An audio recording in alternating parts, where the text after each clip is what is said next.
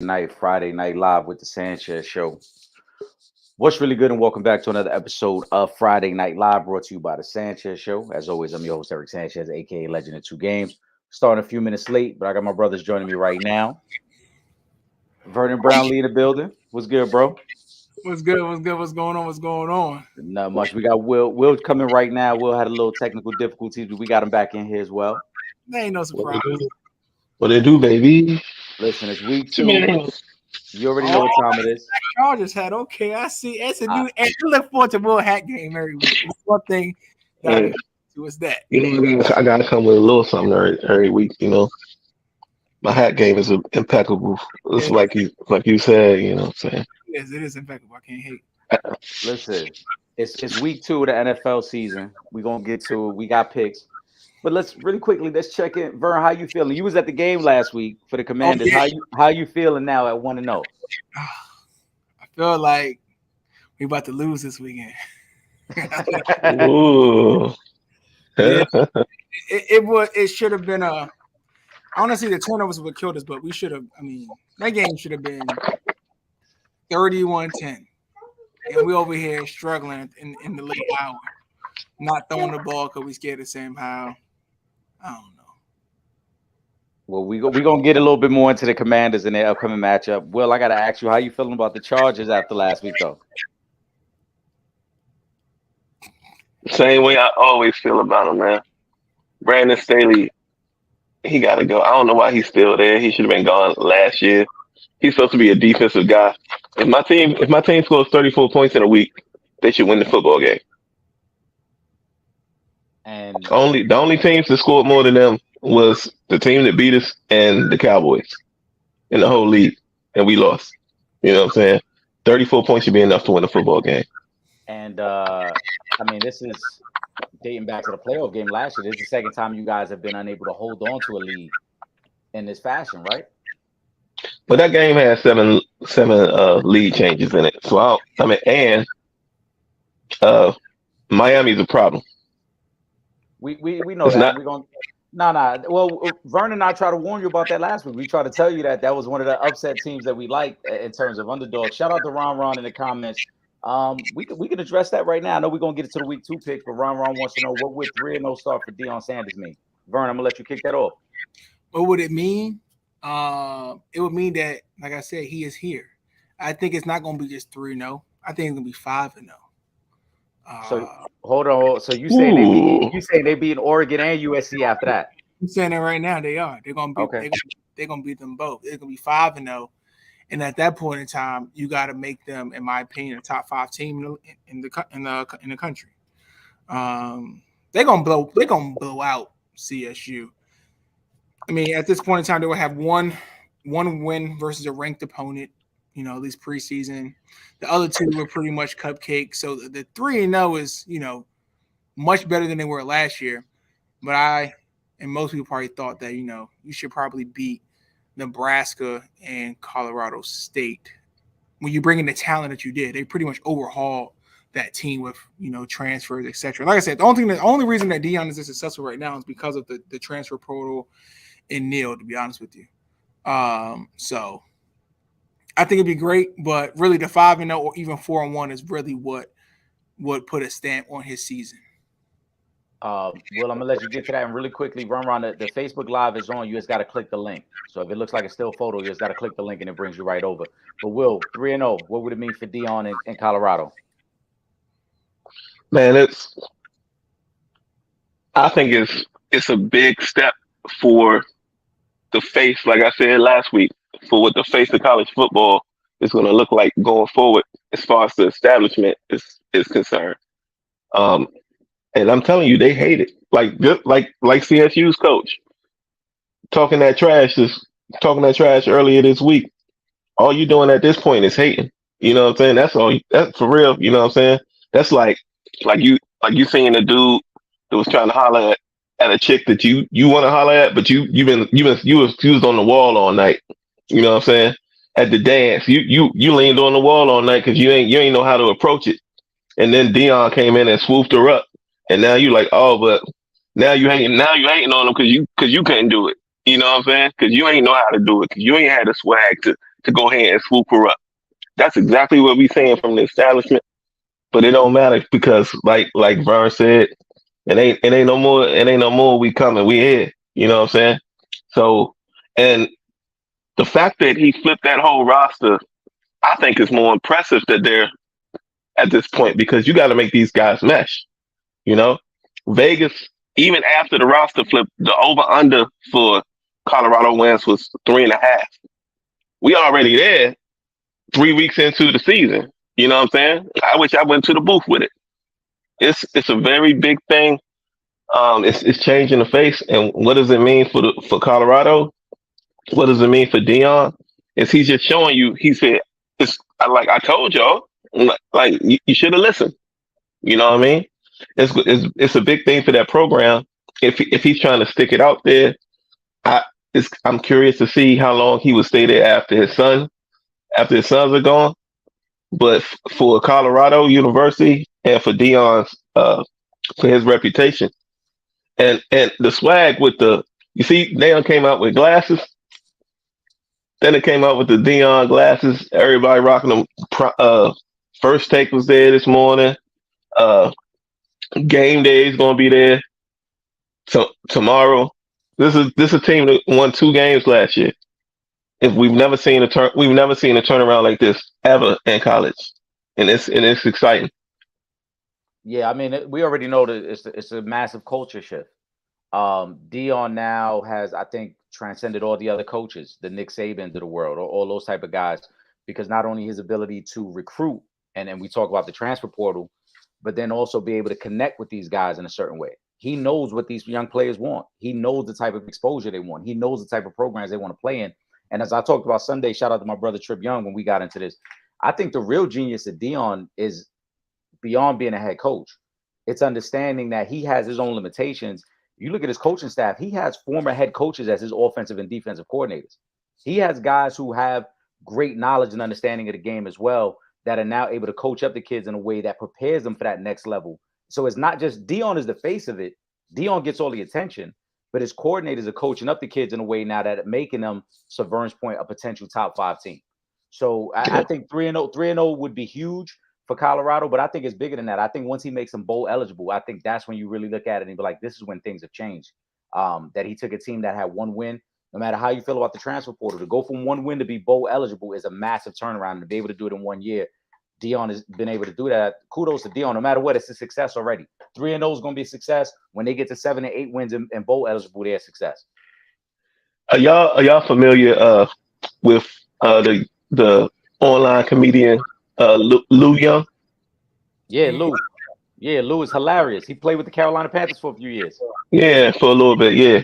Did y'all see the video he put out last week? He had all access for at the game. Yep. He was sidelines. It was man. It was a party over that. And what's crazy, like he was kicking it with playmaker the whole game, basically.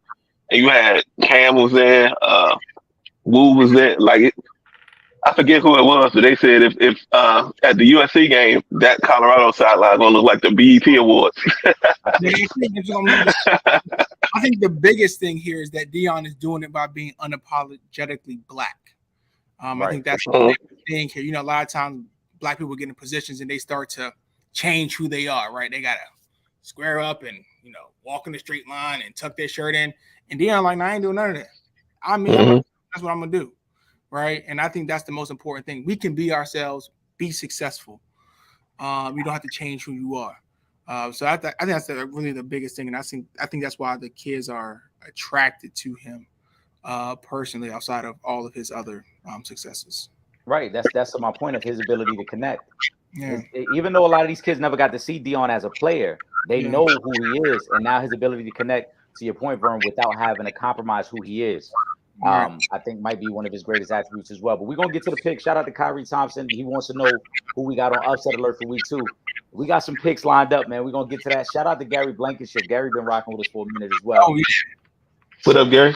We're gonna get to Gary as well. We're gonna get to the picks. And Kyrie, I see your thoughts on Aaron Rodgers. I know we're gonna talk about a little bit of Aaron Rodgers when we get to the Dallas Jets game, which is the Sunday night game this week.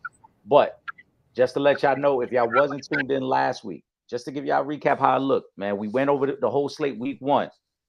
I had a pretty impressive week, fellas. I can't front. I gotta take my victory lap. I went 12-4 on outright winners last week. I went 10-6 against the spread. Super impressive for week 1. Vern held his own, man. 9-6 on outright winners. 7-8 against the spread. The only game I was missing from Vern, because we didn't talk about it beforehand, was the opening night Thursday night game. We did actually talk about it beforehand. My fault. You did like Detroit in that one, so I didn't. That's one I hadn't given you credit for. But you had Detroit. Same thing with Will. Will, we need a stronger performance from you today, Will. Just like the Chargers, we need you to bounce back for week 2, Will.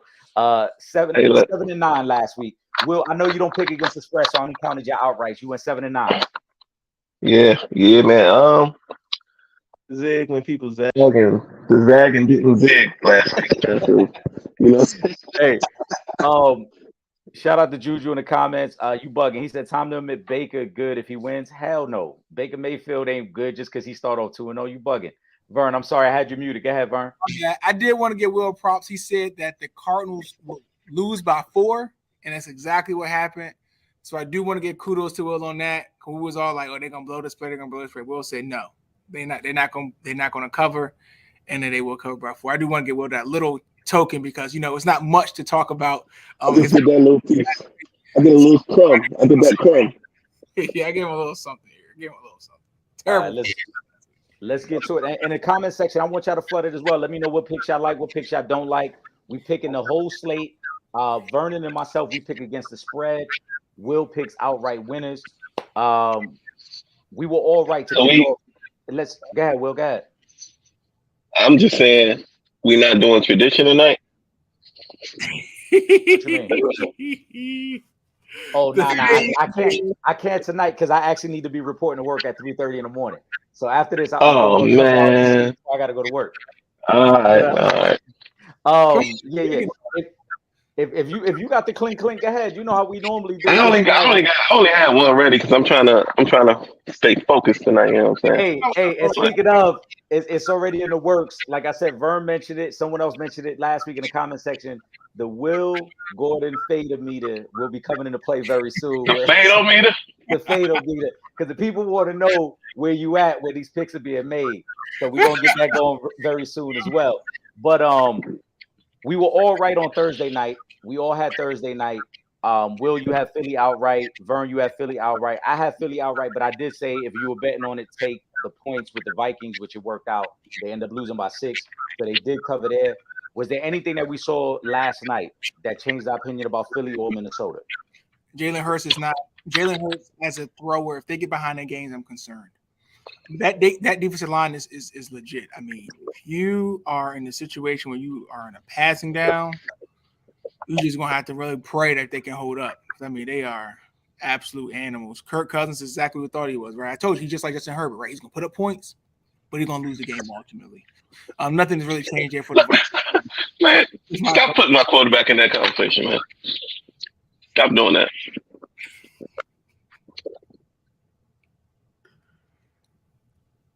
Go ahead, Vern. No, go ahead. On that. I'm done. I'm just saying, don't stop saying my quarterback ain't in position to win games when he put up 34 points. Like he's just a factor of his coach, man. And I know I feel like I got a cape on right now trying to save him, but he do what he's supposed to do, man. Like he don't tell you this, he don't lose those games, and he's. Let's go. I'm not even going there. I'll say this. All right, let's stay on the topic. Philly, Minnesota. It played out the way I thought because these teams, I think, are who we think they are at this point. I think Philly, to Vern's point, they got a little bit of an issue. They chasing the home run plays too often now. And I think you're starting to see them struggling. And yesterday, when they really buckled down and said, all right, we're just going to run the ball. We're going to pound it up and down the field, pause, and go from there. They were better suited. But when they are seeking out the big play, you see them struggle. I don't know if that's totally attributed to the fact that there's a new offensive coordinator and they still haven't worked out some of the kinks. But I don't like what I've really seen from Philly because they should have put Minnesota away yesterday and they allowed Minnesota to linger around and hang around that game. I think a better team would have taken advantage of Philly yesterday. And you kind of saw it in week 1 as well. Philly was supposed to blow out the Patriots. They jumped out 16-0 on them. And then from that point of jumping out 16-0, the Patriots outscored them 20-9 the rest of the game. So teams that aren't supposed to be hanging with Philly are hanging around, and that's a little concerning right now. For Minnesota, 0-2, I'm not too surprised, man. Pardon the sneeze in the background. That's my daughter. Her allergies acting up. But Minnesota right now, they've just lost too much production from last year. No matter how you feel about Adam Thielen, no matter how you feel about Delvin Cook, that's a lot of production that you're losing from a team that doesn't have enough playmakers, and they're struggling right now. What we got in the comment section? Oh, my man want to know about Kevin Porter Jr. We'll get into that in a second as well. We're going to mainly do a lot of football, but we might get to that Kevin Porter Jr. story. Gary. I think – oh, my bad. Yeah, Will. Now, I was going to say, I think with Philly, the loss of both coordinators is what we've been seeing. On the defensive side of the ball and offensive side of the ball.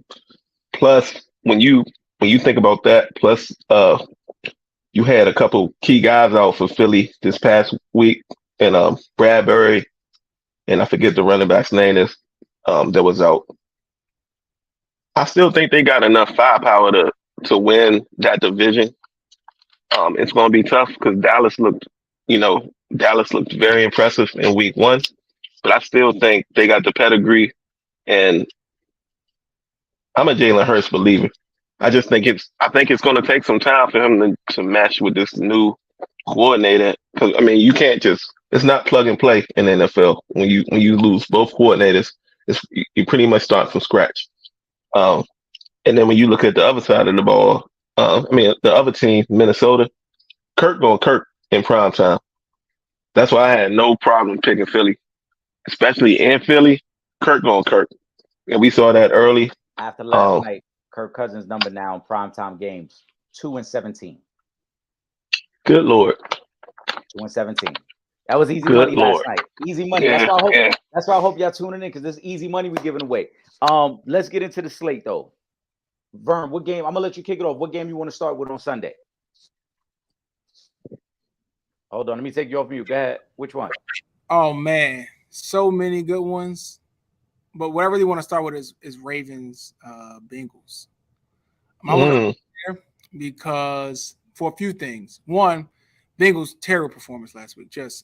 Can't get worse, right?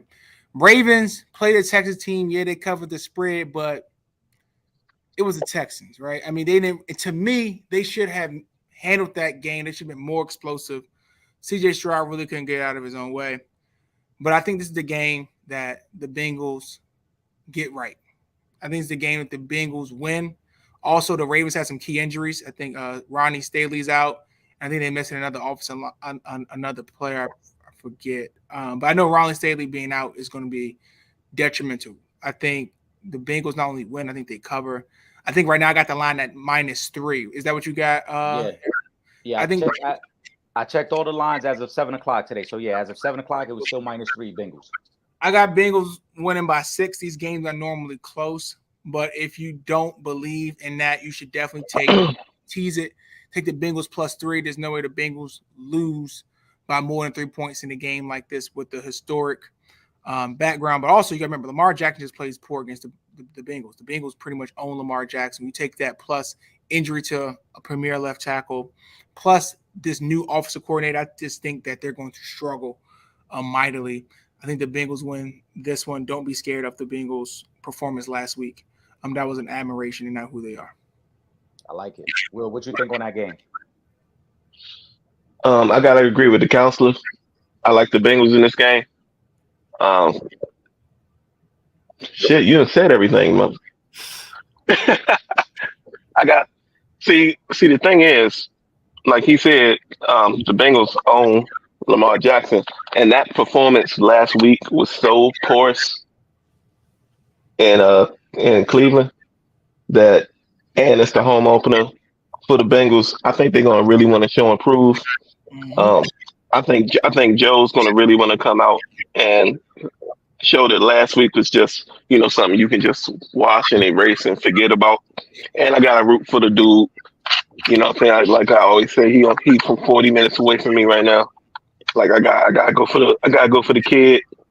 And with the loss of J.K. Dobbins, I think that's real. I think that's really going to put a monkey wrench in what they planned on doing this season, because I really think they wanted to lean on the running game a little bit more and take some of the responsibility out of Lamar's hands, especially with the money he's making. They don't want him to have you know to put himself in position to be injured. That's why I thought they really wanted to run the ball, and it was looking good. It was really looking good until Dobbins had the unfortunate injury.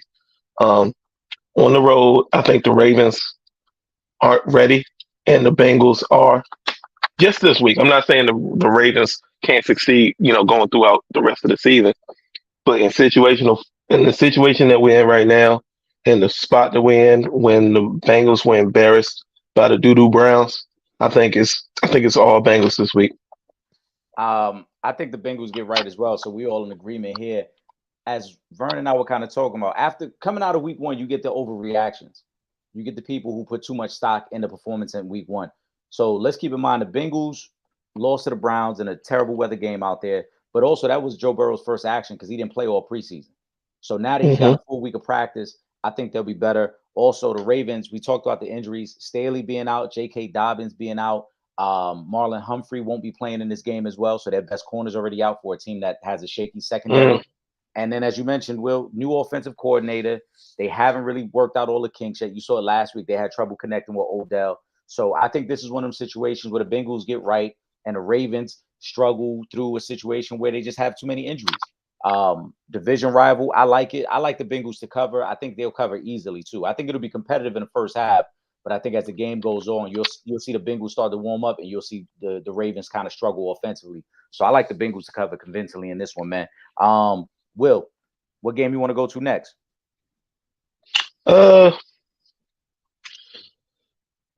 Let's go down to the dirty. Jordan Love's first game on the road. Okay. Going down to Atlanta. Okay.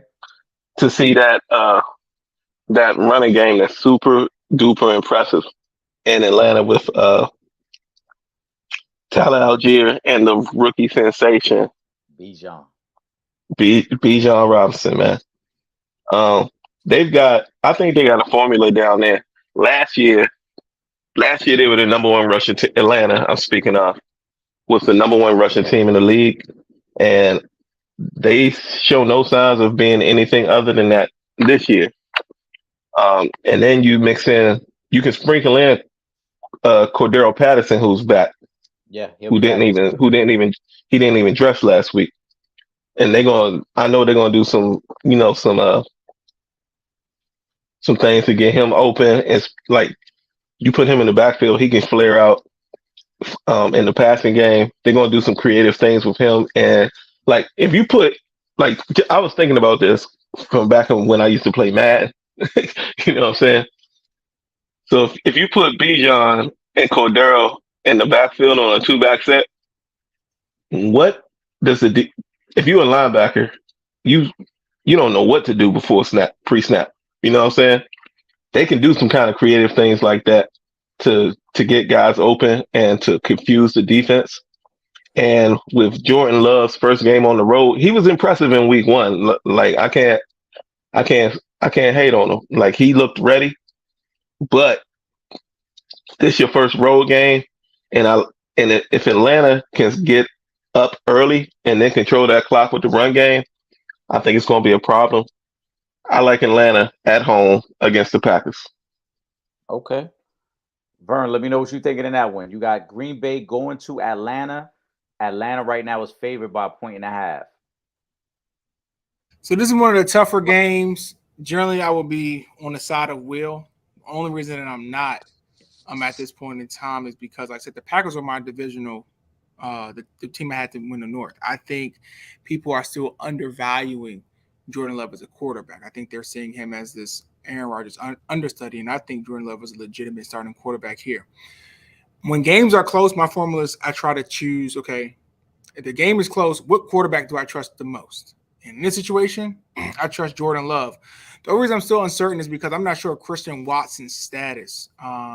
It's not certain if he's going to play. He was upgraded to questionable earlier today. So I mean, if he plays, I think it's a slam dunk outright. When if he doesn't play, I'll be a little hesitant. I wouldn't bet this game by any chance.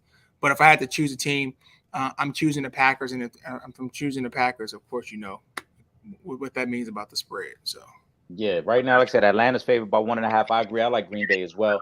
I love everything you mentioned, though. Will, I do like Atlanta's running game. I like their offensive weapons, but who do I trust more? And I think right now I trust Coach Mike LaFleur with Green Bay, Jordan Love, and all their weapons as opposed to Atlanta. Because if Atlanta falls behind, then I don't know if Atlanta has enough to come back. Desmond Ridder, I think last week only threw for like 160 yards. Yeah, and it's tough. It's tough to really gauge Atlanta's performance because they beat up on a Carolina team that I think we all expect to be like a bottom 3 team. So Yeah. I like Green Bay there. I'm gonna pick the next game. Now, last week, for everybody who might be tuning in for the first time, we do full 1K pick of the week, which is the one that we guarantee is gonna win, and then we also do upset pick of the week. I'm gonna give y'all my upset pick of the week right now, and it's not gonna be a popular opinion, Will, but the defending champs are favored by 3.5 points in Jacksonville. I like Jacksonville. Not only is the 3.5, I like Jacksonville as the outright winner in that game. I think I'm just You saying. see the underline? You see the underline, right? Where it say Jacks. You see that, right? The underline indicates my pick. Go ahead. Listen, I think that Jacksonville is much better than people realize. I think Kansas City is nowhere near 100% right now. Travis Kelce just 2 weeks ago hyperextended his knee. There's no way you could tell me he's 100% already. Chris Is Jones, he even playing? supposed to be. Last reports I heard, he's playing. Okay. Chris Jones, there's no way you could tell me. I know he's been working out on his own. He has not been working out with the team. There's no way you could tell me he's in game shape. I don't like this spot for Kansas City right now. I also think that we talked about, we hinted at this last week too. Not having Eric Bieniemy as your offensive coordinator anymore. Trusting Matt Nagy now. Is this a team that you can rely on? What receiver do you really count on right now? Valdez Scanlon, Skylar Moore. You know you can't trust Tony. I like the Jags in the spot. And historically, we know playing in Jacksonville in September, it's going to be a hot and humid day out there. I can see Kansas City wearing down in this game. I see Jacksonville winning it outright. The 3.5 to be safe, but I like Jacksonville outright. Vern, I'm going to let you go. is Kelce playing? Are we certain about his status right now? I can double check right now, though. I don't think there's been a definitive answer either way.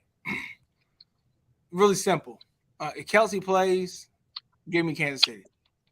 If Kelce doesn't play, give me the Jags. I know we're doing this on Friday, but that's really my answer. Kelce is such an important part of their offense that without them and the way I saw them play against the Lions, there's no way they can beat the Jacksonville Jaguars. So if Kelce doesn't play, Eric, I'm with you. If he plays, I got to take the Chiefs. That's just simple. As like I said, Trevor Lawrence was my MVP pick preseason. I think, really? Yeah, he was, and he's also my fantasy quarterback as well. I see a lot of. There it is. In terms of the Jacksonville Jaguars, I definitely think they're going to be a team that can definitely compete. But let's not forget that Colts game last week should have been a lot closer than what it was. And this was a team with Anthony Richardson leading the helm, in which the Jacksonville Jaguars should have controlled the game throughout. So I like Jacksonville a lot. And even as a Colts fan, I watched that game. I think the Colts defense was a little better than we thought. So I think I go back and look at it. I think the Colts defense was a little better than we thought. And they may play. Say that again? If Anthony Richardson is in the game, what was it? Was it first? Was it within a goal line? Anthony Richardson was out the game. I think he was injured or he was out the game. Yeah, but Colts were down 10 at that point anyway. Even the scores, they still needed an onside kick to try to get back in the game. Yeah, but I still think the Jacksonville Jaguars, I mean, if that game is closer, I don't think that the points that the book is giving out this week is as much. Fair. I just think in terms of the value, not necessarily in terms of who I think is going to win, but in terms of the points, I think if they do get a late touchdown, I feel like the points in this game is probably, maybe 4.5. So Eric, I do agree with you. I will have to go with the Jacksonville Jaguars, just not knowing the status of Travis Kelce. Right now, he's listed as questionable. Yeah, that's what I was just about to say. But I still, even if he plays, I still think I might like Jacksonville because if he does play, how much is he going to play? It don't matter. You know, like they're not going to want to. Do you want to really give him a lion's share of the snaps when you coming off that injury? Or it's probably going to come down to a game time decision, which I think is going to be more competitive advantage. But I still like what Jacksonville's doing down there.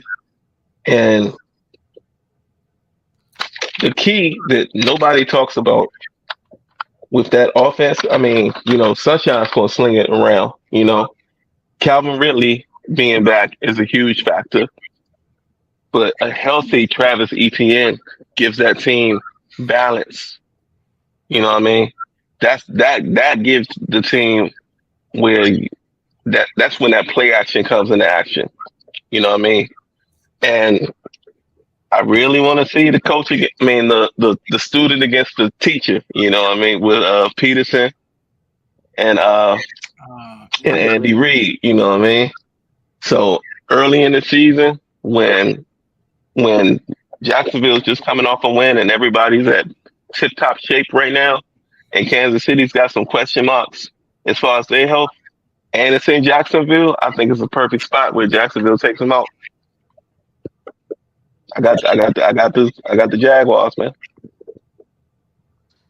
Yeah, I agree. I think there's a perfect spot, and we can't overlook Jacksonville played them tough in a playoff game last year too.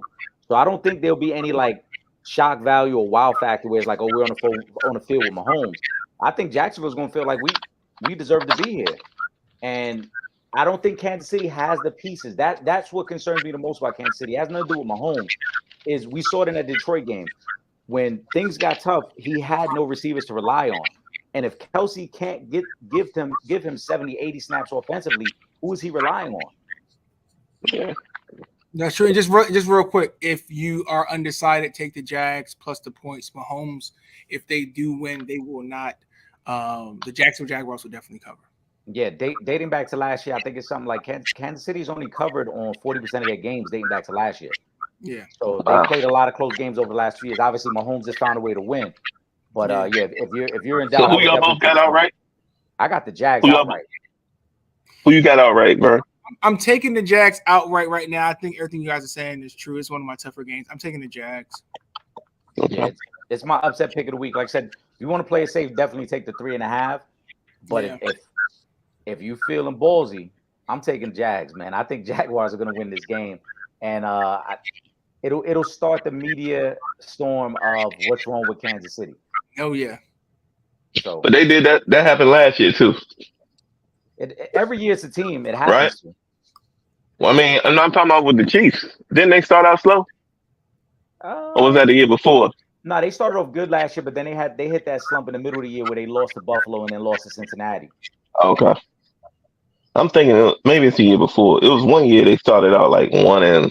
Yeah, there was a couple years ago where they started off like 2 and 3, and then they got. Yeah. Vern, where you want to go next? Well, since you do your upset pick of the week, I'm gonna do mine. Well, I already have one, but it's not the upset pick of the week.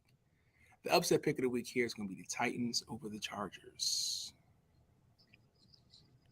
Upset pick. Upset pick of the week. Yes, Will Gordon. It has nothing to do with you, Will.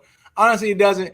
And the reason why it doesn't is because when we're talking numbers and we're talking, money and betting, I take my emotions out of it. But when you look, you talking about the lines and stuff. Yeah, not just the lines. I'm talking about for them to win the game. The Titans will win this game. Yes, they will. Okay. The Titans will win this game. People say, "Why? This is one of the rare situations in which the quarterback in this case is better, but I have them losing." And the reason why I have them losing is what Will always talks about, Mr. Brandon Staley. Mike Vrabel as a dog at home, record winning outright is quite impressive. I think it's something like 60-something%, whatever case may be. I also think they will be able to run the ball pretty comfortably. I think ball control offense, and it's going to come down to a late game situation in which Herbert and or Brandon Staley will fail and crumble. I think this game is something like 21-17 with the late score by the Titans to go in the end zone. I think they win. I think they win outright here. So it's my upset pick of the week, and it's probably one of those bets that a lot of people want to stay away from because it is a contrasting of styles. People think, oh, the offensive side of the ball is going to win. No, it's not going to happen here. I think the Titans win by at least 4. You know what you didn't even mention, Brian? I'll answer your argument. I know he's gonna say because I was gonna mention it too, but go ahead. I'll answer your argument, Brian. You ain't even mention it. It's the biggest factor of the game. Austin Eckler's out. Oh, he is out. I was reading it. I didn't know he was actually out. I didn't even know he was actually out. Well, he was playing. But they calling him doubtful, but that means out. If Mr. 20 touchdowns is playing, I was still picking it. I ain't scared. It didn't matter. I'm saying he out. Y'all was gonna lose anyway. So 0-2, here you come, Will. Well, I know you're taking the Chargers, but do you want to give any insight on it? Vern made some good points, but the way we went out last week, I think we're gonna come back strong this week. We ran the ball for 254 yards last week. And people are like, they weren't really impressed with what Justin Herbert's stat line looked like. Well, shit, we ran the ball for 254 yards. We just couldn't get a stop on the defensive side of the ball. You know what I'm saying? The defense has taken so much criticism this week. And I might be done with Joey Bosa. He's a hell of a talented player, but he thinks he's his brother, and he's not. His attitude on the field, he's a hothead, and we really can't do that. My young guy, I can't remember his name that's replacing him, has looked impressive. Shoot, I'll look it up here when I jump off the topic. But he's looked impressive, and I think this is one of those weeks where the defense is facing an offense that's not really somebody you'd be scared of. So this is a get right week for us. With Austin being out, I think we're going to lean a lot more on Justin's arm. Mike Dubb is back off the concussion protocol. Keenan Allen's right, and I think this might be the breakout week for my rookie, Quentin Johnson. In that, I'm telling you. We're gonna be throwing that ball around. I don't think we're gonna be leaning on the run game with Josh Kelly, even though Josh Kelly had almost 100 yards last week, on top of what Austin did, with 91 yards. But I think we're gonna really lean more on the passing game, and if that's our strong suit to me, you know what I'm saying. If I got number 10 dropping back, if I got him dropping back 40 times, I feel like I'm gonna win the game, especially against the Titans. If we get up early and they can't run the ball like they like to do, then it's going to be a wrap. We're not starting 0-2. We're not starting 0-2 in our division. We can't. I don't know. I don't have. I agree with Vern. I don't have quite the same conviction because I don't have the Titans winning the game. But I think the Titans are going to keep this game very, very close. And what scares me about the Chargers is just their decision making. Decision making in close games just don't go well for the Chargers. Last week, Will, right? We talked about the Chargers. We talked about, Vern and I both had Miami beating them. We can say whatever we want about Brandon Staley and his mishaps in the past. Last week, the Chargers got the ball with enough time to get down the field to win that game. And they did. At some point, Justin Herbert got to start making plays late in games too. And I know it's easy to be like, oh, well, Brandon Staley's decision making or this play call, that play call. But Justin Herbert got to put teams away. If he's truly going to be the elite quarterback, he's got to put teams away. And that's one thing I haven't seen from him. I think the Titans hang around. I think Mike Vrabel is a far superior coach to Brandon Staley. I think the Titans will come with a game plan that will try to keep everything in front of them, especially knowing no Austin Eckler. They don't have to respect the run. They're gonna keep 6 and 7 DBs on the field and just say, hey, find a way to pick apart the zone. But if you make a mistake or two, we're gonna punish you. And so I think the Titans keep this game very close. I wouldn't be surprised if the Titans win. I agree with you. I don't want to go as far as say they will win because I think the Chargers cannot afford to start 0-2 if they are going to be a playoff team. But I think the Titans keep this game very, very close. And by the time we speak next week, it won't be an overreaction. Either Justin Herbert's going to be 0-2 and there's going to be some real questions to be answered there, or they're going to be 1-1 and we're going to say, all right, he showed up when they needed him. But with no Austin Eckler, there's no excuse. Herbert got to play well this week. There is no excuse. Write this down so y'all can remember it. Okay. 31-20. 31-20. That's what you got it. Yep. Okay. I'm going to write it down. Will, where you want to go next? That was Vern's pick. So where you want to go next? Are y'all doing the upset pick of the week? Well, we both did our upset. Did both of y'all do that in a row? I might as well do it too. Okay. I'm going to Monday night.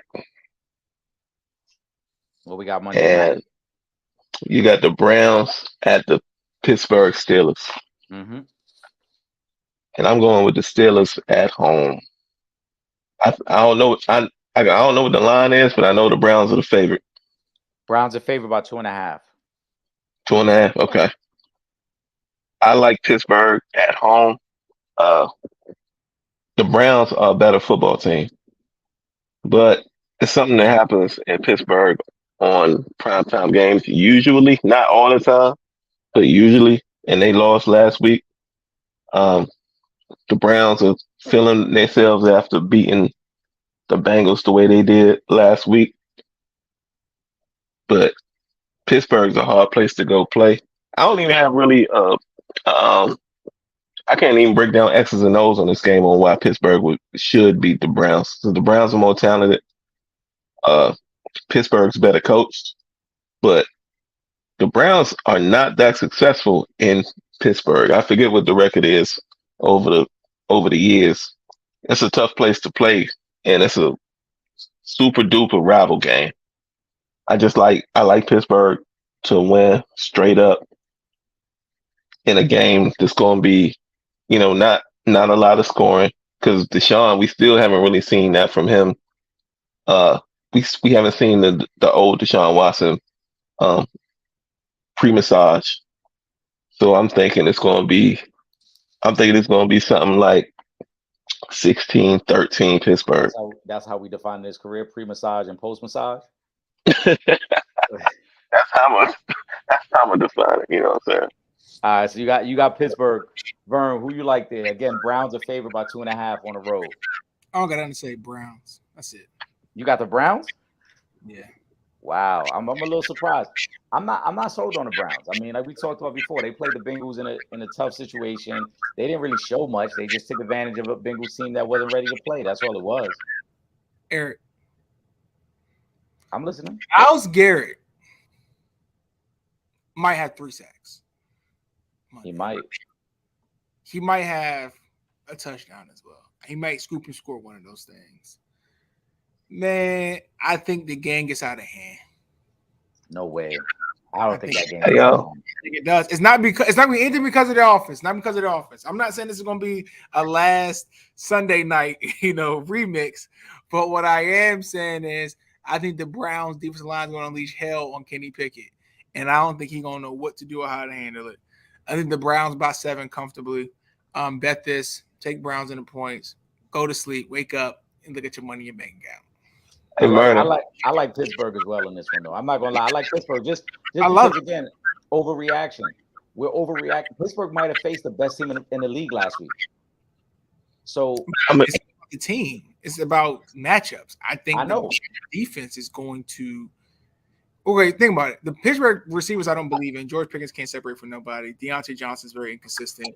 Najee Harris, can he see? Is he blind? Najee. It might be time to move on to the young kid Warren, because I just think he's a little more explosive than Najee is. But again, I don't want to overreact to Pittsburgh's loss because I do think 3 or 4 weeks from now, we might be saying San Francisco is the best team in football, and Pittsburgh just caught them week 1. That's perfectly fine. I don't believe. I like the Browns defense. I don't believe in really anything the Browns have on offense. If they're not handing the ball off to Chubb, there's nothing that scares you about their team offensively. So to me, that's why I think Pittsburgh hangs around and wins this game. Wait till Tuesday, and I can just send you. I can just post the full level of the game and say, "I said 7. I told you to go to sleep." Shout out to for the love of the game. One thing y'all are forgetting is they lost their All-Pro right tackle last week. The Browns did. Mm-hmm. That's going to be a factor. And you mentioned Myles Garrett, Burn. Yeah. There's this new name T.J. Watt that plays for the Steelers. Yeah, that's a complete game record. Pittsburgh got a good defense too. It's not like Pittsburgh ain't got a defense. And they got a safety named Minka Fitzpatrick. That's a game record. Got about him too. They got some bros over there too. You know what I'm saying? Like I said, I'm just saying this is my upset. Okay, you know what I'm saying? I'm not like I'm just saying it's my upset. But there's some factors. I'm more talking to Eric. -7, take it, call it a day. It's a wrap. All right, we're gonna see, man. I'm gonna go. Wait, -7? You saying they're gonna cover? Oh, yeah. -7 at home? No, I mean the Browns are -2.5. What I'm saying, I think the Browns are gonna win by 7. I think it'll be a comfort. I thought you were saying that was the line. I'm like, damn. No, it's -2.5 right now. All right. I got Pittsburgh. There's a couple of definitive games this week. I'm gonna save my 401k, so we're not gonna get to that. Okay. But let's do the other Monday night game. Let's do the other Monday night game then. We got Saints at Carolina. Saints favored by 3. Will, I'm gonna let you kick this one off. Can Carolina get that win against a division rival? Can they cover? No. I didn't even know that game was Monday. I like the Saints. The Panthers are gonna probably be battling with Arizona for the worst team in the league. They're not ready. But I do want to see Bryce Young, right? That's the young boy. Yeah, Bryce. That's about the only thing to watch in Carolina. I mean, for real, like what else you excited about in Carolina? Just, other than see his development. The Saints go in there. If they go in there like a business trip, the Saints should come out there easily with the dub. Oh man. So yeah, Will, I agree with you. I mean, it's one of the games the Saints should definitely win, right? Not only do I think they win, I think they cover. I think they win by somewhere between 4 and 7. And that's only because I feel like, the Saints might play down to the competition a little bit, but I definitely think they win quite comfortably. I don't see any way the Panthers win or cover in this game. I say by 10. Yeah. Saints are going to beat them. I think Saints are a pretty decent team. Panthers don't have anything. They have no weapons. The O-line is bad. Saints should beat them pretty convincingly. Yep. We ain't got to spend too much time on it. We're all in agreement. Vern, where we going? Give me a game, Vern. Hey, let's go to the 1-0. I think my team was the only team that's 1-0 in here, by the way. I mean, just make sure. Here we go. That might be the only week your team got a better record than our teams. But hey, look. Yep. So you might say I'm going there because I'm gonna say my team's going to win. No, I'm going there because I think this game is going to let all of our Commanders fans know how far we actually have to go. I think the Broncos win this game. I think they win this game. Not only that, I think the Broncos cover in this game. I think first game on the road, I think he's going to struggle against that defense. I think they also want to pressure him quite substantially. The way that he passed the ball last week is just not going to cut it. One, hitting open receivers, he has to do that. Secondly, he can't turn the ball over before the halftime. I mean, it's just a lot of mental mistakes, and I think the altitude plus just being on the road first time. Also, Denver with Sean Payton and Rose, they have to also get a win. I think my boys come up short, unfortunately. But hey, look, I just got to be honest. I can't come up here and make an emotional bet saying my team's going to win, my team's going to win. No, they're not. If you're thinking the Commanders are going to win, please remove that game from the ticket. I mean, wow. I have a feeling we're all going to be in agreement here. The only thing that made me kind of look at the line a little bit, because I think Denver is going to win, was can Bieniemy with his understanding of what Denver likes to do defensively, can he come up with a game plan? But then when I thought about it, I'm like, what am I talking about? Bieniemy ain't got the weapons. Even if he had the game plan, he ain't got the weapons to do it. Nope. So Denver's got to win. This is a must-win scenario for Sean Payton and for Russell Wilson. Sam Howell on the road, I don't think it's going to look pretty at all.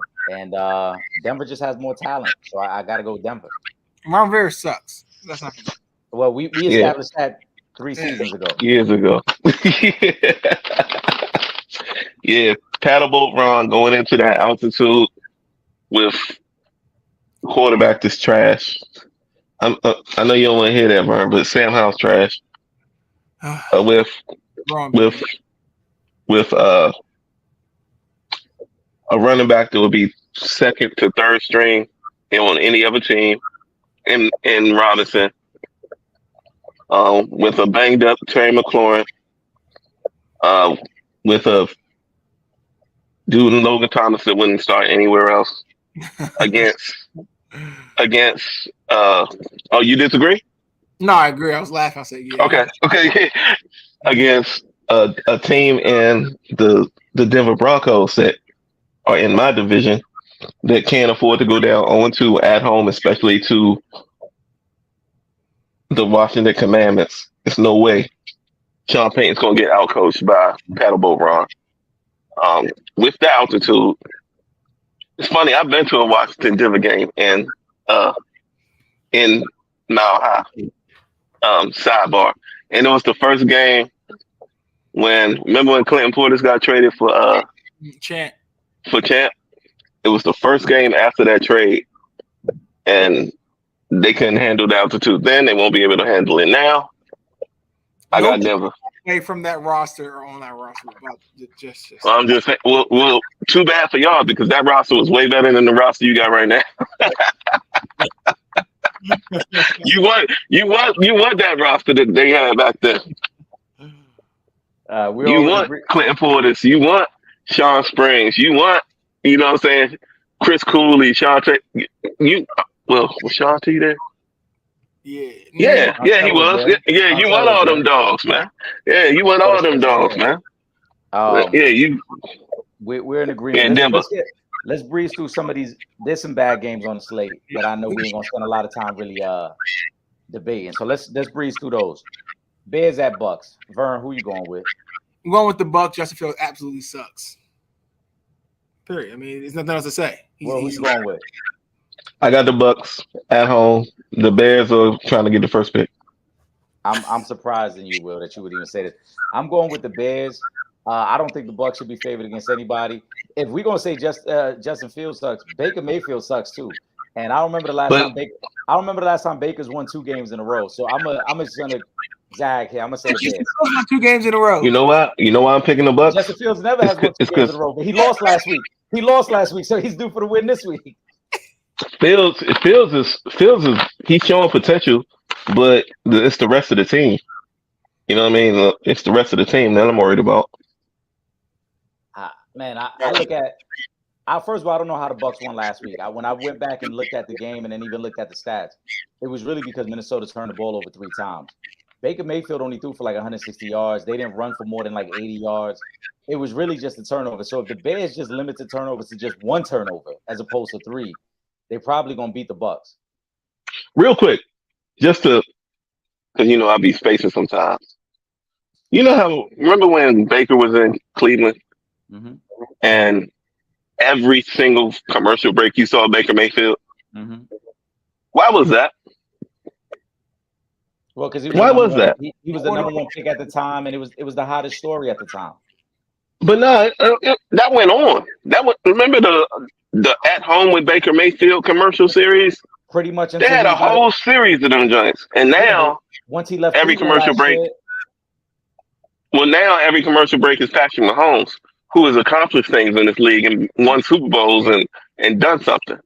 So it's crazy. Like I feel like we see as much Patrick Mahomes commercials now as we saw Baker Mayfield commercials before, and it was not warranted at all. Why did he get all that ad space? Okay, let's go. Like I said, he was the number one pick, and it was a hot story. Cleveland. No, I'm talking after that. Yeah, it was after the draft. Way after that. He was the number one pick. His second year, they went to the playoffs. His second year as a starter, they went to the playoffs. His third year, they go get Odell. His third year, they get Odell, and it was like the hot team, the it team that year that everybody thought was going to take the next step up. Once it fell apart, once he left Cleveland last year, the commercial stopped. Thank you, Aaron. I'm just saying he should have never had him. That's all I'm trying to say. It should have never been that hype train. That's some Johnny Manziel shit right there. Yeah. Listen, another bad game on the slate this week. Colts at Texans. Texans favored by 1. I got the Colts going on there to win. I thought the Colts defense. Of course you do. Why wouldn't I? You got the Chargers winning, right? Why wouldn't I have the Colts? Of course. I got the Colts though. 2 rookie quarterbacks. I think the Colts just have a little better roster. Though shout out to D'Amico Ryans because their defense did hold their own against Baltimore, but I just like the Colts in this one. Go ahead, Vern. Man, who cares? I mean, we're doing the slate, Vern. We're doing the slate. But next week, that's the attitude. That's the attitude we're gonna have next week when the Commanders is playing. It's gonna be like, yeah, we really don't care, but we're doing the slate. Yeah, who cares?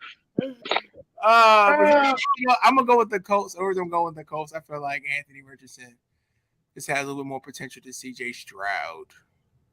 C.J. Stroud looked terrible. I think C.J. Stroud looked terrible. I feel like Anthony Richardson, even if things aren't going well, he can rely on more of his athleticism to get things done. I think the Colts are also just a better team roster-wise. So I think they win, but see, this is where bottom feeders. This is where I zag right here, where everybody else zags. I'm zagging right now. I'm going with the Texans at home to give D'Amico Ryans his first win as a head coach. I think the whole Jonathan Taylor situation in Indy is a problem, and it's not a lot of other football to talk about. When this game, I'm just pulling for D'Amico. I'm just pulling for D'Amico. This ain't making a 4-box on DirecTV. I mean on YouTube. Not at all. Yeah. This ain't making a 4-box. Yeah, I would never. This won't be on Red Zone. What about Raiders going to Buffalo? Buffalo favored by 8. Damn, 8. Let's start with you, yeah. Hey, that's why I don't pick against the spreads and whatnot. That's a lot. That's disrespectful in the NFL. 8 points. I got Buffalo at home after that disappointing loss to the Jets this past week. I think Josh Allen's got a lot to prove. I think he needs a lot more criticism than he receives. He's had some spectacular games as a pro, but he's had some trash ass games as well. And we don't point those games out enough. But I think he feels that pressure, pause, and I think that this is the bounce back week for the Bills at home. The Raiders coming across the country. I like the Bills. Yeah, Bills by 10, they cover. But I don't want people to think that I'm picking the Bills, and I think the Bills are going to be a good team this year. I think Josh Allen has been regressing since about the middle of last season. And I want people to remember, they played the Dolphins last year with, what was it, Skylar Chandler at quarterback or something? Skylar Thompson. Skylar Thompson at quarterback it was in Buffalo, right? In Buffalo. Yeah, in Buffalo. And they should have lost that game. Josh Allen would have been the reason they would have lost that game.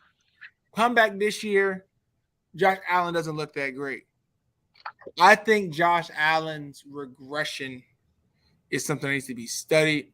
I'm not sure what it is. I'm not sure if it's Stephon Diggs getting his mind or getting his brain, or the fact that Brian Dable is just not there anymore. I think that's what it was. I think that's what it is.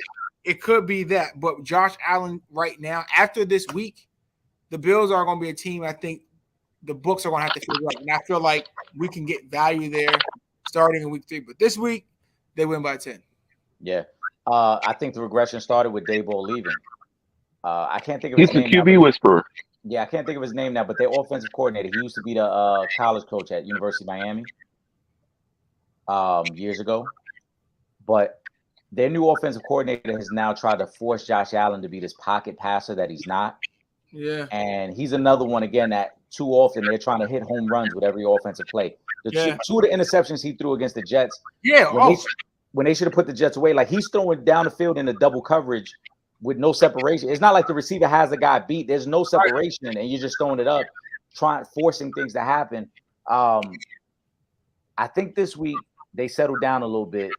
They take care of business. But to Vern's point, I think you're absolutely right. I think by week 4, we're going to have a really good read on who the Bills are. And I think the books are going to continue to overvalue them based on what they've done in the past. Yeah. Vern, I got to put you on blast about this, though, because when I first moved down to Maryland, you was one of my first guests on the show. I had you on the show before Will. And you said to me, I still have the clip, where you said to me, Josh Allen is going to show people he's better than Patrick Mahomes. Oh, gosh. Delete it. we see how that has not aged well. Delete it. That has not aged well at all. Delete it. But we have that clip. But, yeah, we all agree. We got Buffalo. We'll start this one off. Seattle at Detroit. Detroit's favored by 4.5. Detroit coming off 10 days rest after beating the defending champs. Seattle with an embarrassing loss last week to the Rams. What do you think? I like what Detroit's got building, man. Like, I made fun of, I remember when Dan, what's his name? Dan Compton. Dan Campbell. Dan Campbell, yeah. We biting the shit. When he was biting kneecaps and all that, yeah. I clowned him. But that team has taken on his personality, and they've gotten better like every year. And let's not sleep on what the quarterback has been able to do. He's been steady Eddie. Like he's been like Alex Smith 2.0, where he doesn't throw the game away, but he's making enough plays to win games. And that team, like, they've taken on the attitude of Dan Campbell. And they've found some stars where we didn't think they were going to be stars. Like that kid Amon-Ra St. Brown, this dude could play on any team. He could be a 1 or 2 on any team. They got a steady running game. The defense is tenacious by in kneecaps and shins and all that. And the city is behind them. The city been waiting for a winner for so long. And then you got Seattle coming, almost all the way across country. They do have some weapons over there. I like the Geno Smith story, but I still don't believe him. But I like the story. It is a nice little story. But like if it was in Seattle, I'd probably pick the Seahawks. But at Detroit, I think the Lions are trying to make a move, man. I'm going with Detroit. What you think, Vern? Reluctantly, I'm going to go with Detroit, but Seattle will cover. And the reason why is, the Detroit Lions would have lost to Travis Kelce would have played. Also, Dan Campbell's coaching is terrible. There were times in the game where, I don't know, for some reason they kept using David Montgomery, even though Jahmyr Gibbs was, every time he touched the ball, it seemed like he was about to get a first down. Absolutely explosive. I mean, they were going, if it wasn't that Kadarius Toney dropped guaranteed catch that led to a pick 6, they would have lost this game, right? But also Geno Smith just sucks. I mean, I think Geno Smith has shown us nothing but absolute misery for the last 4 or 5 games of last year, and now coming on this year. I just don't think they got it. I think the Lions win it. I think they win it by something like 2 or 3. But after this week, I just looked ahead. They play week 3. Just look at it this way: the Lions are gonna be 2-0. They're gonna be overvalued. Take the Falcons. But that's for next week. But I'm just telling you, I'm doing it reluctantly just because I just don't believe in Geno. But the Lions, to me, going to have the same problem they always have, and that problem is Dan Campbell. So they win. Seattle covers. I like Detroit to win and cover. Shout out to Gary because I was going to mention that. I think that environment's going to be a little raucous. And Seattle, I'm disappointed, man, because they got a lot of offensive weapons, and to see the output they put last week against the Rams was very disappointing.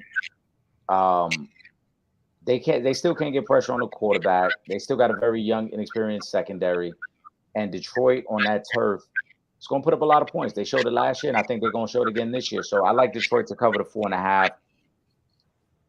Seattle maybe hangs tough. Maybe if Kenneth Walker has a big game. But I do think this Detroit defense is pretty fast as well. So I think they'll be able to contain all that stuff. And like you mentioned, Geno just looked bad last week, man. I don't know what happened to Seattle in that game against the Rams. I would expect more from Pete Carroll. You would think coming off last year, making the playoffs, the expectations, you would be better prepared. I don't. That dude's 80 now. How old is Pete Carroll? 70? He's close to it.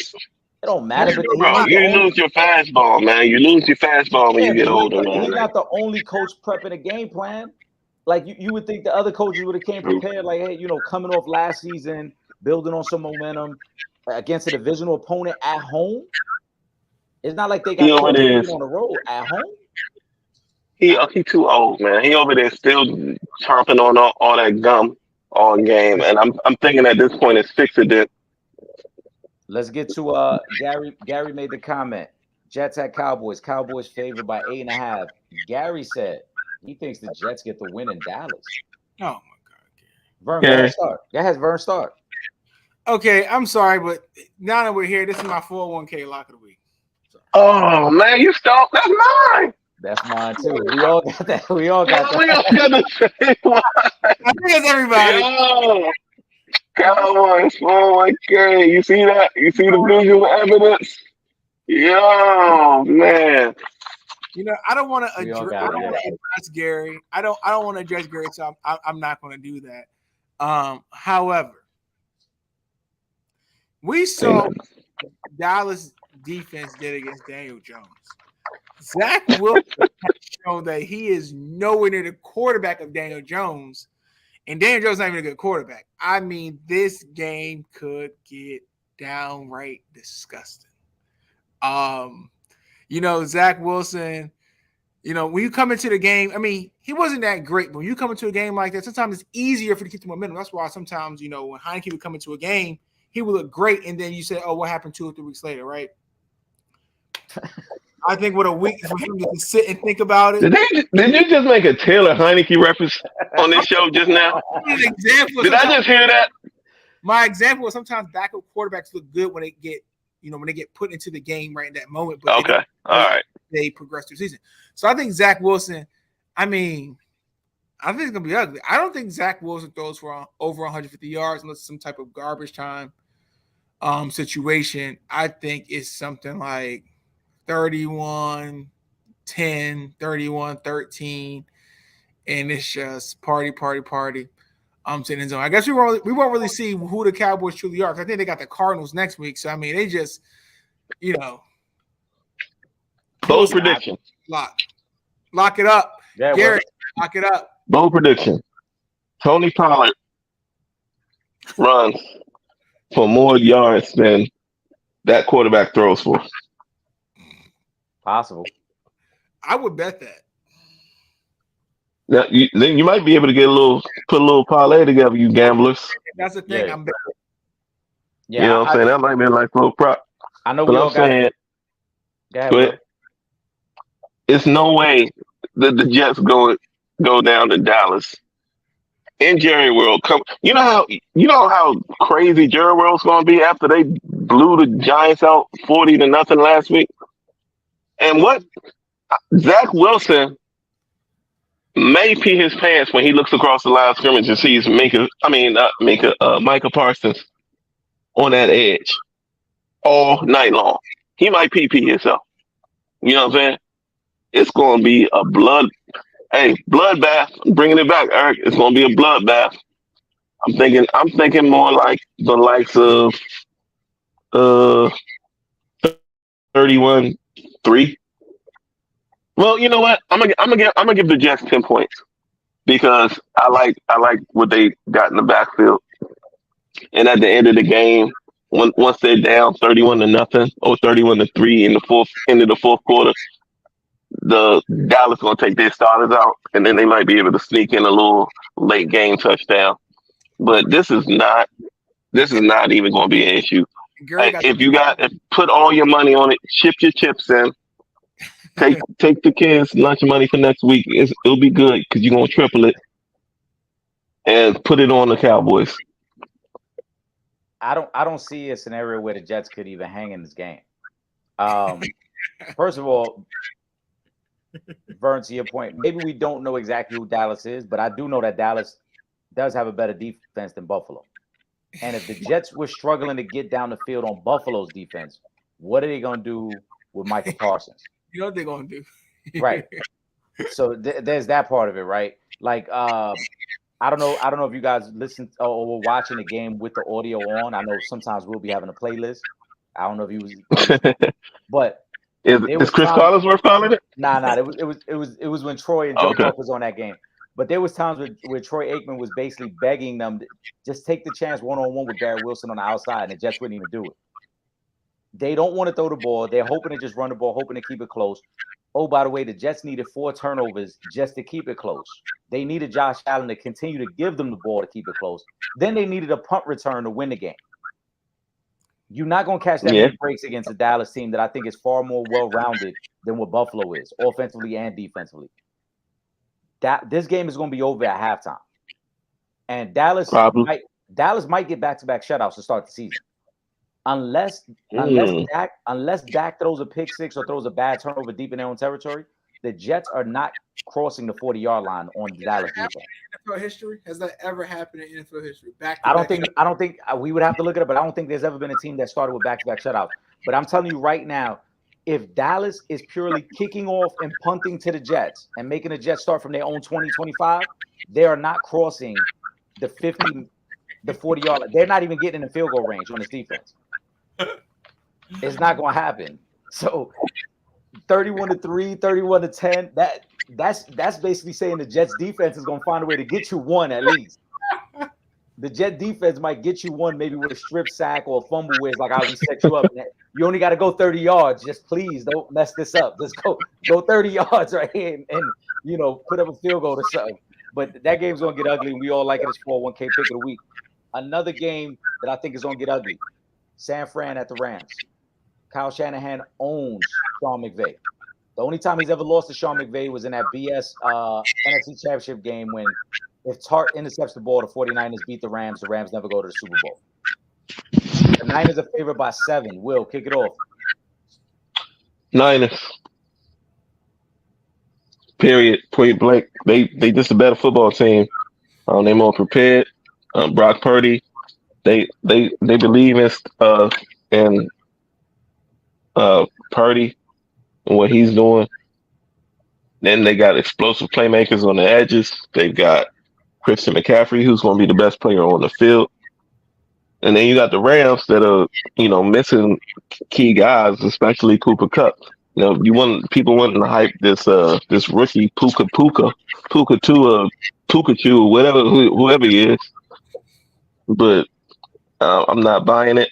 I'm going with the 49ers easily. Like you said, Kyle Shanahan has owned his ex peer. I mean, his ex and co-employee and Sean McVay when they were together on the Washington sideline when they couldn't figure out how to get either one of them to stay. But they went with Pat O'Brien instead because they the shitty franchise. But I like the 49ers to win, cover. I don't even know what the line is, but I like the 49ers. It's 49ers. Shots fired. Vern, go ahead, Vern.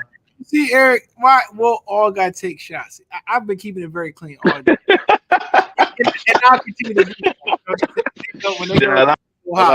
When they go low, we go high. We're gonna continue that at least for week 2. I agree. Rams definitely win here. Not Rams. 49ers win here. The line has been moving. I I had the line starting off at 8.5. Is now at 7.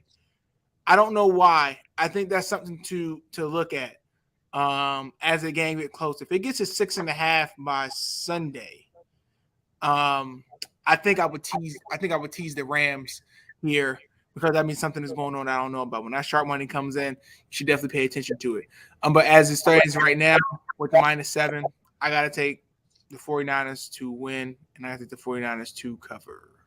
Yeah, I don't. Again, there's another one of them situations where I just don't see how the Rams hang tough. I know they beat the Seahawks last week, but this ain't the Seahawks. And like I said, Kyle Shanahan, he owns Sean McVay. I don't think that changes yet. He's injured, by the way. I don't know if he's playing. Who? Pakua. Rams. I guess they got to throw to their number 2 receiver, Tutu Atwell. Like they out here with dudes that ain't got no business being on the field. Let's stay out west. Giants at Cardinals. Giants favored by 4.5. This is one that I thought about taking as a 401k pick of the week. Vern, go ahead. I thought about it for a second. Okay, one team in the NFL who has 0 points. The Giants. There's one team in the NFL who has not scored since last year. The Giants. Yes. I understand that they're going to score this week, though. I'm going to take it for no 401k pick of the week. I think the Giants win. But I wouldn't be as confident. Somebody said, are you more confident in the Giants winning or the Cowboys winning? Definitely the Cowboys winning. Of course. But I think the Giants win, but I don't know. I'm not sure. I'm not sure about the spread. And the only reason I'm not sure about the spread is not because of their offense. It's because I don't trust Daniel Jones to keep the ball. It ain't going to matter. This is going to be a big Saquon week. It's going to be a big Saquon week. I don't know, man. I would take the Giants in the spread just right now. I mean, I would just because the Cardinals are just really bad. I am. But if we come back and this is a 1-point game, I'm not going to be surprised. Okay. Will, what you like? Giants all day. Arizona some trash. And the Giants got embarrassed last week. Right. The Giants got a straight up embarrassed, and they way more talented. And Brian Daboll's a way better coach. And I think last week it was just an anomaly. I think Daniel Jones has a big game, even though I'm not a big fan of him. I think Saquon can break him off for about 125 on the ground. And Arizona doesn't have the firepower. I like the Giants all day. Yeah, I think it's going to be a blowout. Vern, I'm surprised you would say that because you saw the Cardinals up close and personal. Yeah, I did. They are. Will, what was the term I used? They not just dog shit. They white dog shit. They like that have dried up and been there for a while. Like you, they the Step Brothers dog shit. Yeah, like. Maybe made them lick that white dog shit. I got a stomach full of white dog shit, and you hit me with this. Vern, you saw Josh Dobbs.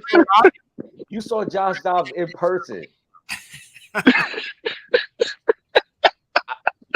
I don't even want to know how many beers that you had to down to sit through that game last week. Because watching it on TV, it was frustrating for me to watch. Oh, and I wasn't at the game. I was booing, man. I was booing heavy. I was booing heavy, but I was, you know what? There's no way I never felt like we weren't going to lose. Never. I was just frustrated that we weren't winning by more. Right, and I think this week, I think said it best. The Giants, I'm sure in practice the whole week, they've been steaming. They got embarrassed at home to start the season. Daboll was like, nah, we're not having that again. We going to get back to what we was last year. Saquon, you're about to get 25 to 30 touches in this game. This might be a 2-touchdown, 125, 130-yard day for Saquon. Giants going to win this one easily. Easily. You taking the spread? Are you putting money on the spread? I'm putting the spread. I'm probably gonna same game parlay with Saquon over 100 yards and 1+ TD. Jesus, I like the Giants big time in this game. Again, there's levels to this. We know that there's levels. The Giants aren't on the Cowboys level, but the Cardinals damn sure ain't on the Giants level. The Cowboys not gonna beat the Cardinals 40-0. I tell you that. Not at home, not in prime. No, they not beat them. You know what? They play them next week. They are not beating them. So you're telling me? Wait.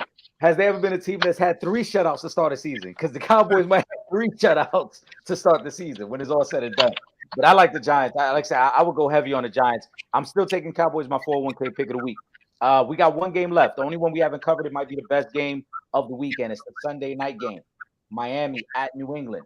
Miami's favored by 3. Will, I'm gonna let you kick it off. Was there anything you saw from New England last week that makes you think they could beat this explosive Dolphin team? No, and I'm kind of I don't understand why this is the game of the week. Even before the season started, like why did they think that this was going to be the best game? When you look at the games we've gone over, why is this getting the primetime slate?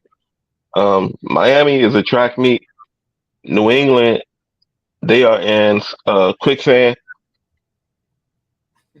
My man, Bill Belichick has really been Bill Bella regular ever since Tom Brady left, and Miami's on the come up.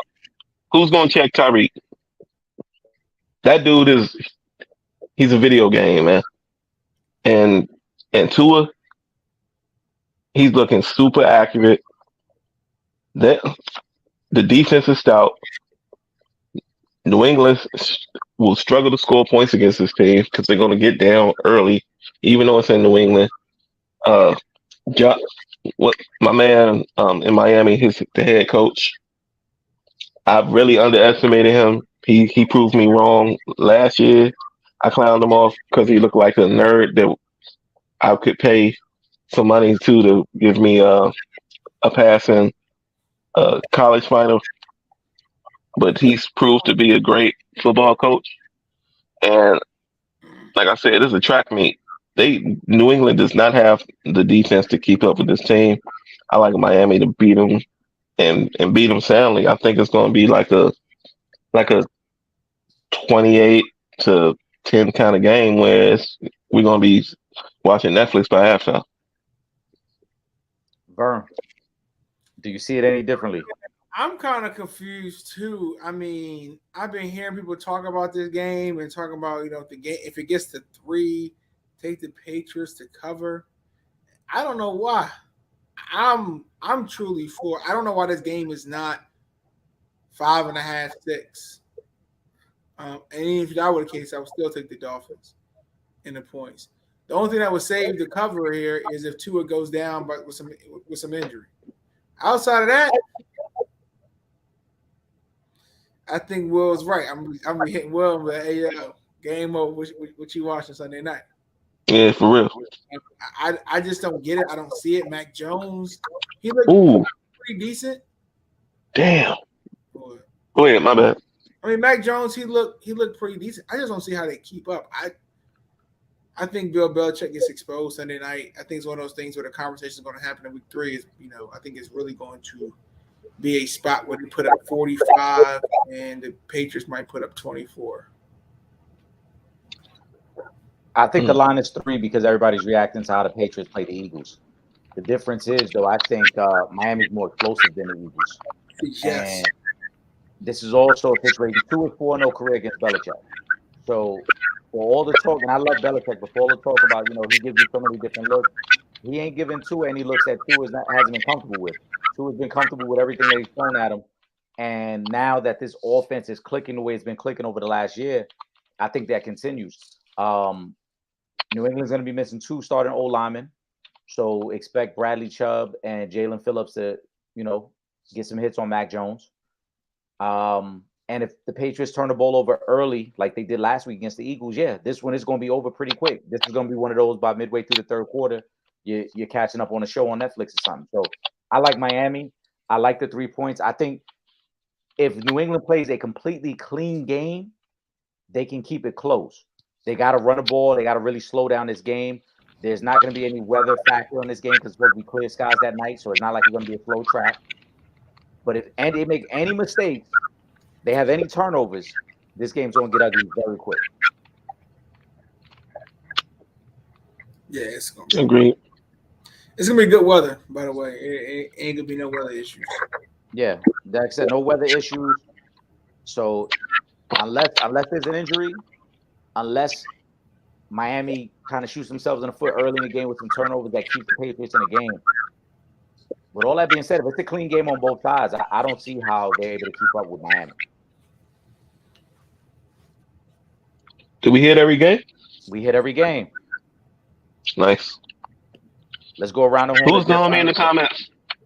Who? Actually, who's the homie in the comments that was asking earlier about the kid in Houston? Oh, yeah. Let me go back. Is she still with us?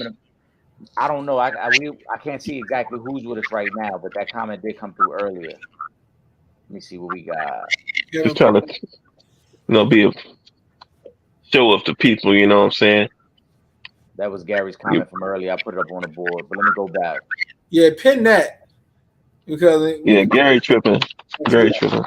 He got the clean. Don't worry, I'll get Gary. I work with Gary. Don't worry about it. I'll get him.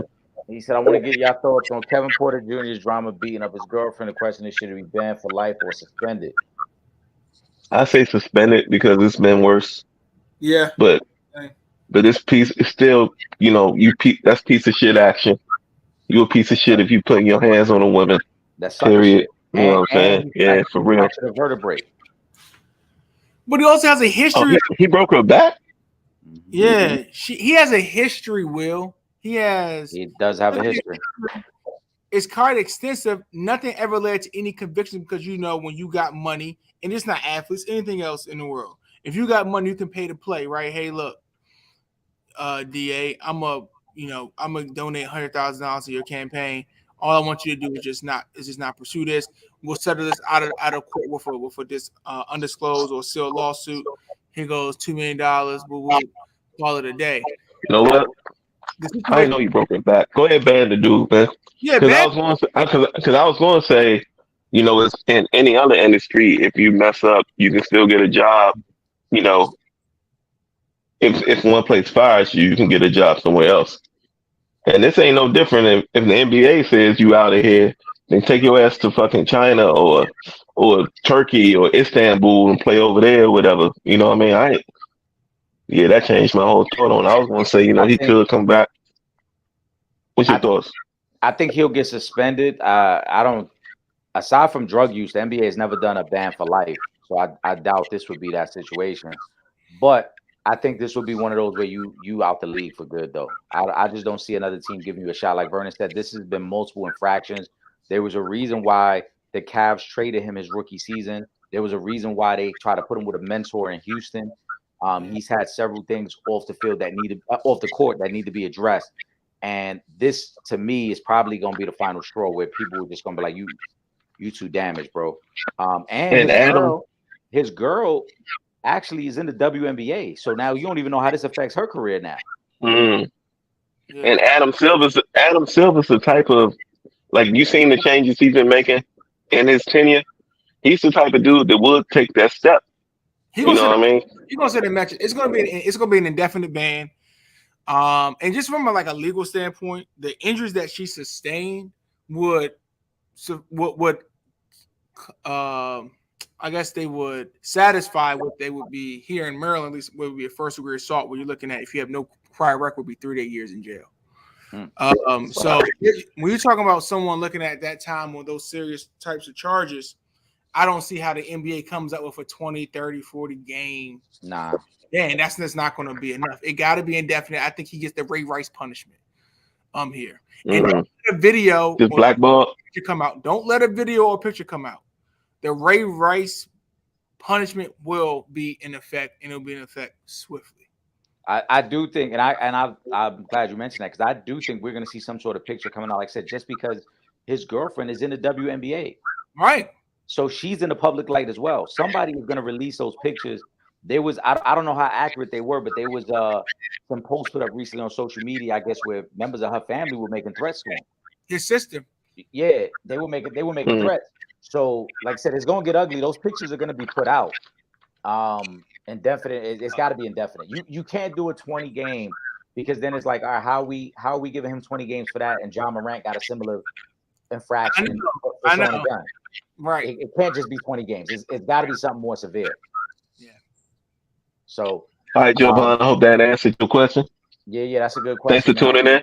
Absolutely, and hope you tune in with us again next week. Let's go around the horn. Vern, give us a final thought before we wrap up. Final thought. One, I just want to think this is going to be a great NFL week for love of the game. I will be posting my bets. I got to do a little bit more research because week 2 is one of those overreaction lines moving crazy. I think, to be honest with you, I think Will Gordon going to come back in here without a W next week as well.